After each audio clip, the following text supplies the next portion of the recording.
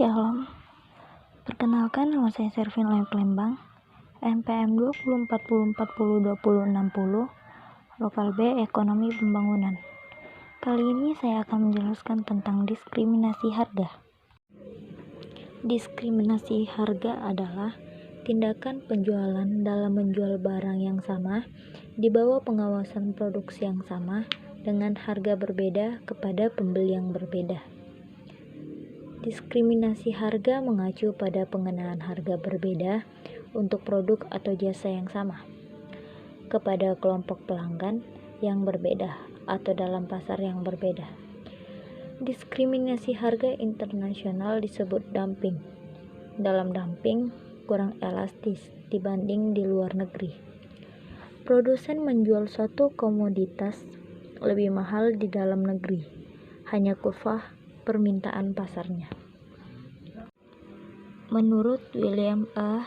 M. Chittier 2001, 149, diskriminasi harga adalah kenaikan laba dengan cara menjual barang yang sama dengan harga berbeda untuk konsumen yang berbeda di atas dasar alasan yang tidak berkaitan dengan biaya. Tipe-tipe diskriminasi harga. Ada 3 jenis diskriminasi harga yang sering ditemukan di pasaran, antara lain diskriminasi harga tingkat 1. Pada model ini, penjual memasang harga tertinggi pada pelanggan sesuai dengan jumlah yang sanggup mereka bayar.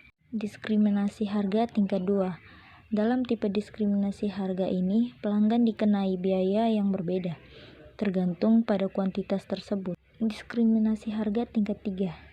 Diskriminasi harga kelompok. Para pelanggan dikelompokkan berdasarkan atribut tertentu, misalnya latar belakang sosial dan ekonomi. Tipe ini adalah yang paling umum ditemukan di masyarakat. Contoh sebagai berikut. Diskon untuk murid sekolah, mahasiswa, atau karyawan. Harga paket wisata di peak season dan off-peak season. Harga spesial restoran saat jam makan siang. Sifat dasar diskriminasi harga. A. Kondisi yang mengawali diskriminasi. Diskriminasi harga dapat terjadi sebagai berikut. Pembelian mempunyai elastisitas permintaan yang berbeda-beda secara tajam. Para penjual mengetahui perbedaan-perbedaan ini dan dapat menggolongkan pembeli dalam kelompok-kelompok berdasarkan elastisitas yang berbeda-beda. Para penjual dapat mencegah pembeli untuk menjual kembali barang-barang yang dibeli. B. Kasus diskriminan harga. Semua kondisi ini dapat berkombinasi membentuk perbedaan elastisitas yang tajam.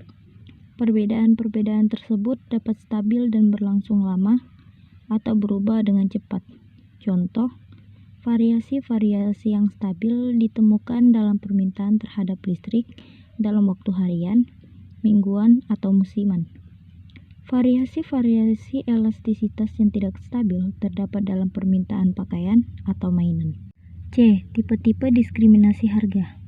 Diskriminasi harga tidak terbatas pada kasus-kasus sederhana, di mana suatu produk dijual pada 2 kelompok pembeli. Jumlah produk dan kelompok pembeli dapat mencapai jumlah yang amat banyak.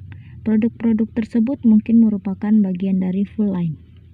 Produk-produk tersebut mungkin merupakan komponen-komponen dari suatu produk. Stratifikasi something. Berikut merupakan stratifikasi dalam diskriminasi harga, yaitu setiap komponen tanpa stratifikasi apapun harus membayar harga yang ditetapkan oleh produsen. Contoh, jual beli berlian atau souvenir di depot-depot turis wisata. Melihat jumlah pembeli atau semakin besar pembeli, semakin murah harganya.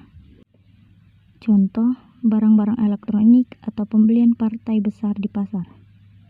Membedakan stratifikasi kelas atau kelompok konsumen dalam menetapkan harga yang berbeda-beda. Contoh, harga khusus untuk pelajar dan orang-orang tua.